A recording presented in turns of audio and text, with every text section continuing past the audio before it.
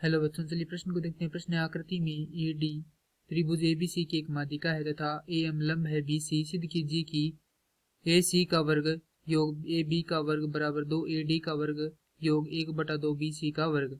प्रश्न को हल करें उससे पहले जो इस प्रश्न की मुख्य अवधारणा है उस पर विचार करेंगे। तो इस प्रश्न के लिए जो मुख्य अवधारणा है वह हो जाएगी पाइथागोरस प्रमेय। अर्थात हम यहाँ पर यह देखेंगे जो पाइथागोरस प्रमेय है वह क्या होती है। तो पाइथागोरस प्रमेय हो जाएगी, किसी समकोण त्रिभुज की कर्ण भुजा का वर्ग शेष अन्य दो भुजाओं के वर्गों के योग के बराबर होता है। अर्थात कर्ण का वर्ग बराबर आधार का वर्ग योग लंब का वर्ग। अब त्रिभुज है हमारे पास ए बी सी, तो यह ए बिंदु है, यह बी है और यह सी है। ए डी इस त्रिभुज की क्या है, माध्यिका है, तो यह बिंदु डी हो गया। और ए एम इस पे क्या है, लंब है, तो यह कोण हो गया 90 डिग्री का। और यह भी कितने का होगा, 90 डिग्री का। अर्थात ये जो त्रिभुज है हमें किस प्रकार के प्राप्त हो रहे हैं, समकोण त्रिभुज प्राप्त हो रहे हैं। और ए डी है वह इस त्रिभुज की माध्यिका आता है। बी डी बराबर है डी सी बराबर है 1/2 बी सी के, क्योंकि ए डी क्या है, माध्यिका है। तो सर्वप्रथम लिखेंगे त्रिभुज ए एम डी से। यदि त्रिभुज ए एम डी में यदि हम पाइथागोरस प्रमेय लगाते हैं तो हमें प्राप्त होता है यह जो समकोण है उसकी सम्मुख भुजा है एडी। एडी क्या होगा, इसका कर्ण होगा। तो एडी का वर्ग बराबर है ए एम का वर्ग योग डी एम का वर्ग। यहाँ से ए एम का मान निकालेंगे तो ए एम के वर्ग का मान हो जाएगा ए डी का वर्ग घटाव डी एम का वर्ग। इसी प्रकार त्रिभुज ए एम सी में, इस त्रिभुज में समकोण की सम्मुख भुजा होगी ए सी, तो यहाँ पर ए सी का वर्ग बराबर है ए एम का वर्ग योग सी एम का वर्ग। यह समीकरण 1 है और यह समीकरण हो जाएगी 2। अब त्रिभुज ए एम बी में, यदि त्रिभुज ए एम बी में देखें तो हमें प्राप्त होगा ए बी, यहाँ पर कर्ण बराबर ए एम का वर्ग योग बी एम का वर्ग। यह प्राप्त होगी समीकरण संख्या 3। अब क्या करेंगे, समीकरण 2 व 3 को जोड़ देंगे। समीकरण 2 जोड़ 3 से जोड़ेंगे तो हमें प्राप्त होगा ए सी का वर्ग योग ए बी का वर्ग बराबर 2 ए एम का वर्ग योग सी एम का वर्ग योग बी एम का वर्ग। अब यदि हम यहाँ पर जो ए एम है उसका मान रखेंगे तो हमें प्राप्त होगा ए सी का वर्ग योग ए बी का वर्ग बराबर 2 गुणा ए एम का मान हमारे पास है ए डी का वर्ग घटाव डी एम का वर्ग योग सी एम का वर्ग योग बी एम का वर्ग। हल करेंगे तो प्राप्त होगा ए सी का वर्ग योग ए बी का वर्ग बराबर 2 ए डी का वर्ग योग, माफ कीजिए, घटाव 2 गुणा डी एम का मान, हम यहाँ पर एक बार डी एम को सीधा लिखेंगे वर्ग और दूसरी बार भी सीधा लिखेंगे क्योंकि डी एम के 2 मान हम यहाँ पर लिखेंगे। तो यह होगा बी एम का वर्ग। अब देखें तो जो डी एम है वह प्रथम तो किसके बराबर है, इस त्रिभुज में देखें तो यह है हमारे पास डी एम इतना। तो इधर वाले त्रिभुज से हमें प्राप्त होता है बी डी घटाव डी एम, माफ कीजिए बी एम। इतने पूरे बी डी से यदि हम यह बी एम घटा देंगे तो हमें प्राप्त क्या होगा, डी एम प्राप्त हो जाएगा। अब जो दोबारा है डी एम को देखें तो हमें प्राप्त होगा सी एम योग, माफ कीजिए, सी एम घटाव डी सी।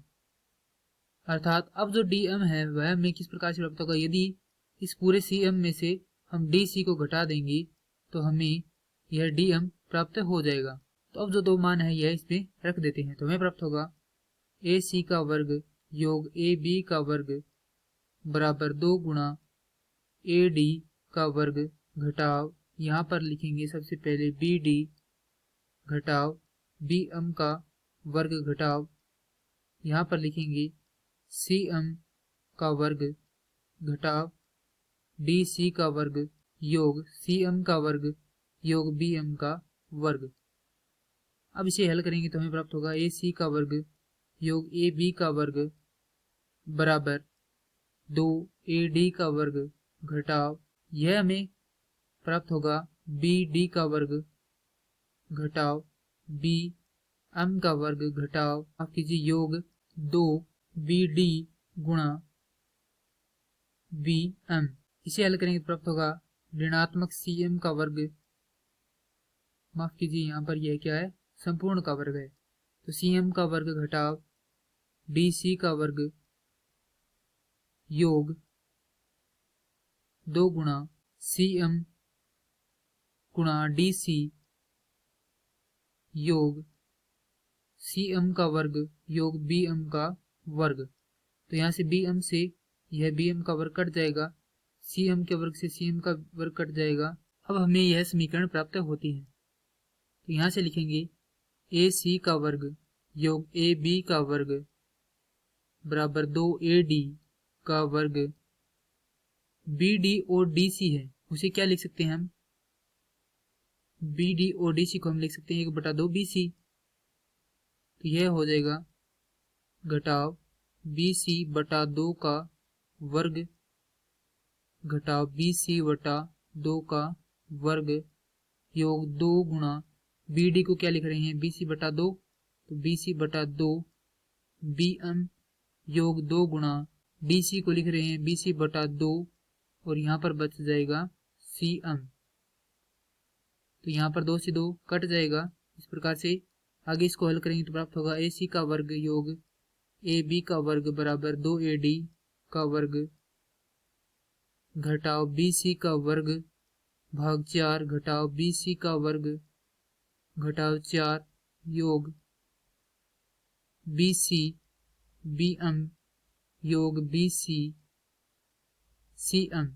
हल करेंगे तो प्राप्त होगा ए सी योग ए बी का वर्ग बराबर 2 ए डी का वर्ग घटाव लघुत्तम आएगा इसका 4, यह होगा बी सी का वर्ग योग बी सी का वर्ग योग यहाँ से बी सी आ जाएगा बाहर विनिष्ट और यह बच जाएगा बी एम योग सी एम। यदि हम चित्र से देखें तो यहाँ पर जो बी एम है और जो सी एम है वह किसके बराबर है, दोनों का योग बी एम योग सी एम बराबर है बी सी के। तो यहाँ से हम लिख सकते हैं ए सी वर्ग योग ए बी वर्ग बराबर 2 ए डी वर्ग घटाव 2 बी सी वर्ग भाग 4 योग बी सी गुणा बी सी।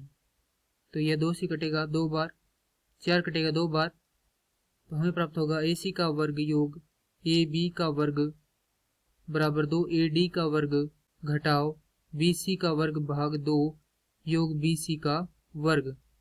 हल करने पर हमें प्राप्त होगा ए सी का वर्ग योग ए बी का वर्ग बराबर 2 ए डी का वर्ग योग बी सी बटा 2 का वर्ग। और प्रश्न में हमसे ये सिद्ध करने को कहा गया था ए सी का वर्ग योग ए बी का वर्ग, तो हमने यहाँ पर ज्ञात किया ए सी का वर्ग योग ए बी का वर्ग, उसके बाद है 2 ए डी का वर्ग योग 1/2 बी सी का वर्ग, तो 2 ए डी का वर्ग और उसके बाद है 1/2 बी सी का वर्ग। तो हमने यहाँ पर यह सिद्ध कर दिया है। मैं आशा करता हूँ कि यह प्रश्न आपको समझ में आया होगा। धन्यवाद।